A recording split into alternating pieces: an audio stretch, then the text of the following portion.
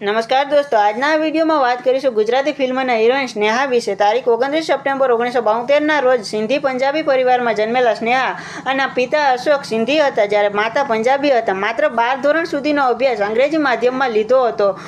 તેમને ગુજરાતી તો આવડતું જ ન હતું। સ્નેહાનું આખું નામ સ્નેહા મખીજા હતું, પરંતુ તેમણે ફિલ્મમાં ખાલી સ્નેહા નામ જ રાખ્યું। ફિલ્મ સાથેનો સંબંધ તેમને વારસામાં મળ્યો હતો, કારણ કે પિતા અશોક ફિલ્મ પ્રોડ્યુસર હતા।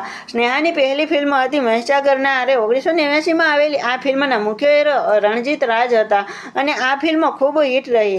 આ ફિલ્મ માટે સ્નેહાને ડાયલોગ અંગ્રેજીમાં લખીને આપવામાં આવતા હતા, કારણ કે ગુજરાતી તો તેમને આવડતું જ ન હતું। સ્નેહા જ્યારે પહેલી ફિલ્મ કરી હતી ત્યારે તેમની ઉંમર માત્ર 16-17 વર્ષની હતી।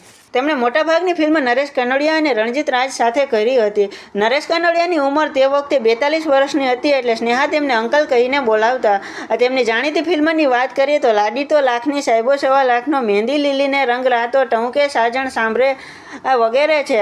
વળી સ્નેહા જ્યારે કરિયરના ટોપ પર હતા ત્યારે તેમણે લગ્ન કરી લીધા અને સ્નેહાને સાજણને સથવારે અને ટહુકે સાજણ સાંભળે માટે એવોર્ડ પણ મળ્યા હતા। ત્યાર પછી તેમણે ઘણા વર્ષ બાદ મારા મન સોગારે ડોલા અને જય કુબેર ભંડારી ફિલ્મથી કમબેક કર્યું હતું, પણ તે એટલી સફળ ન રહી। સ્નેહાને હાલમાં એક દીકરી અને એક દત્તક લીધેલી દીકરી અને દીકરો ધ્રુવ છે। હાલમાં તેઓ મુંબઈમાં તે સુખી જીવન જીવે છે। તો દોસ્તો, આ હતી સ્નેહા વિશે થોડીક માહિતી। તમને આ વિડીયો કેવો લાગ્યો તે કમેન્ટ કરીને જરૂરથી જણાવજો। તો દોસ્તો, આ હતી સ્નેહા વિશે થોડીક માહિતી। તમને આ વિડીયો કેવો લાગ્યો તે કમેન્ટ કરીને જરૂરથી જણાવજો અને વિડીયોને લાઇક કરી ચેનલને સબસ્ક્રાઇબ કરવાનું ના ભૂલતા।